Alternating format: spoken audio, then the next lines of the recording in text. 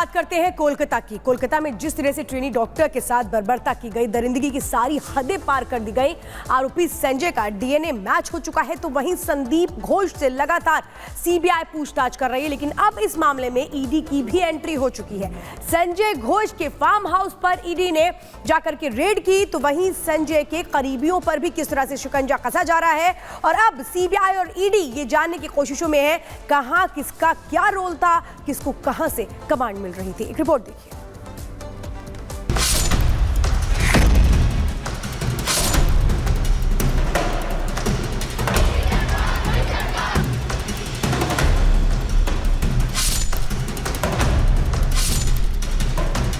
Rape, हत्या, crime scene से छेड़छाड़, हत्या को सुसाइड बताने की गहरी साजिश, पुलिस की मिलीभगत और सरकार पर सवार, देश में उबार, इंसाफ की गुहार, इंक्वायरी कर रही केंद्रीय जांच एजेंसियां। कहते हैं ना कि तफ्तीश ईमानदार हो तो शातिर से शातिर अपराधी का नपना तय है।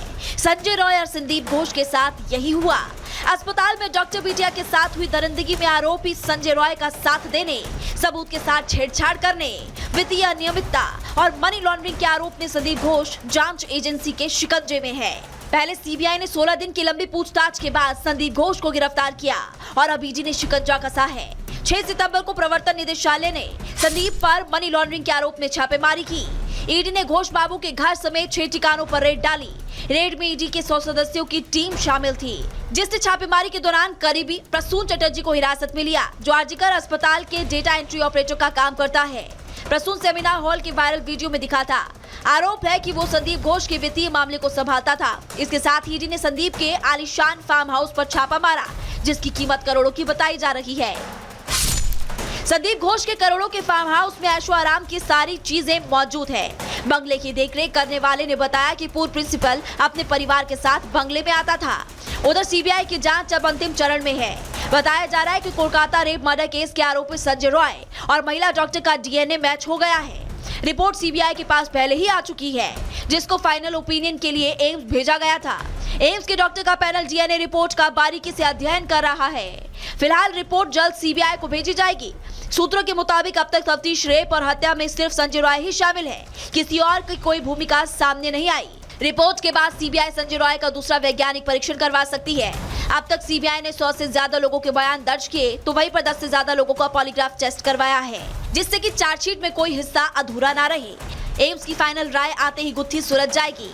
डीएनए सबूत अपराधी के खिलाफ एक मजबूत मामला बनाने में मदद करते हैं। उधर सीबीआई ने आरजीकर मेडिकल कॉलेज के 3 कमरों की 3D मैपिंग की, जिसमें कई संदिग्धों के पैरों के निशान भी मिले और इसमें अभिया के पैरों के निशान भी है।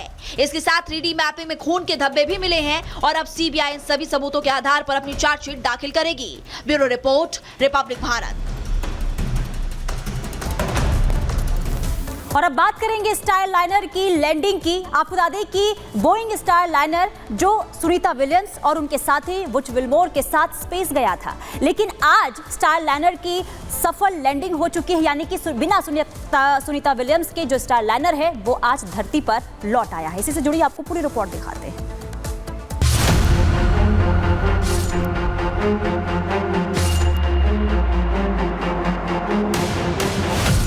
3 महीने बाद धरती पर आया बोइंग का स्टारलाइनर। अंतरिक्ष यात्री के बिना हुई न्यू मैक्सिको में लैंडिंग। अभी अंतरिक्ष में रहेंगे सुनीता विलियम्स और बैरी बुच विल्मोर।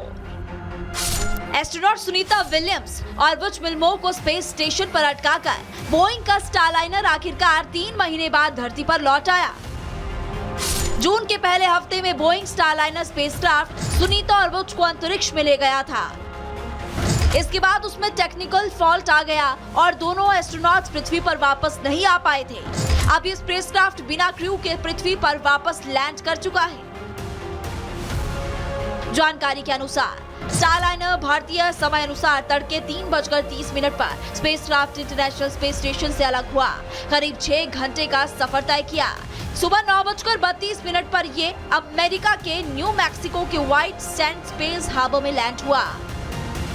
ये स्पेसक्राफ्ट कैसे लैंड हुआ और इसकी सेफ लैंडिंग की क्या प्रक्रिया थी वो भी समझना जरूरी है। धरती पर लैंड होने से पहले स्टारलाइनर ने 8.58 पर अपने डी ऑर्बिट बर्न को पूरा किया। इस बर्न के बाद करीब 44 मिनट लगे उसे जमीन पर उतरने में। लैंडिंग के समय वायुमंडल में इसका हीट शील्ड एक्टिव था। इसके बाद ड्रो पैराशूट डिप्लॉय किया गया, रोटेशन हैंडल रिलीज हुआ जिसे स्पेसक्राफ्ट गोल घूमना बंद कर दे और सीधे एक ही स्थिति में लैंड करे। स्पेसक्राफ्ट ने नीचे की तरफ लगा हीट शील्ड निकाला। इसके बाद एयरबैग खुले और फिर एयरबैग कुशन लैंडिंग होती है। तब रिकवरी टीम आकर स्पेसक्राफ्ट को रिकवर करती है। स्टारलाइनर की लैंडिंग के बाद नासा और बोइंग की टीम इसे वापस असेंबली यूनिट से लेकर जाएगी और जहां पर इसकी जांच भी की जाएगी। ये पता किया जाएगा कि आखिर किस वजह से प्रोपल्शन सिस्टम में दिक्कत आई, क्यों स्पेसक्राफ्ट ने डॉकिंग में सुनीता और बुच को दिक्कत दी थी। हालांकि सुनीता विलियम्स और बुच अभी भी स्पेस में है। फरवरी 2025 में दोनों अंतरिक्ष यात्रियों को धरती पर वापस लाने के लिए क्रू ड्रैगन कैप्सूल भेजा जाएगा। Bureau report, Republic Bharat. और अगली खबर नोएडा से है, जहां पर पुलिस और बदमाशों के बीच मुठभेड़ हुई। पुलिस ने अवैध हथियार भी बरामद किए हैं। कौन है ये बदमाश और इनसे जुड़ी और क्या कुछ जानकारी है, इसे 1 मिनट की रिपोर्ट में समझिए।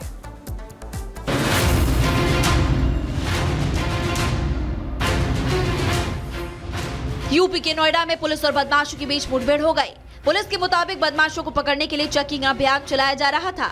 इसी बीच गिरफ्तारी से बचने के लिए बदमाशों ने भागने की कोशिश की, तभी उनकी वैन बेकाबू होकर डिवाइडर पर चढ़ गई। जब बदमाश भागने में कामयाब नहीं हो सके तो उन लोगों ने पुलिस पर फायरिंग शुरू कर दी।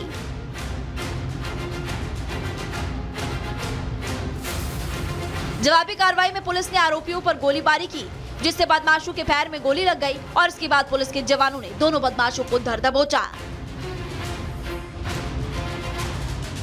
पुलिस ने आरोपी के पास से अवैध हथियार और गाड़ी जब्त की है।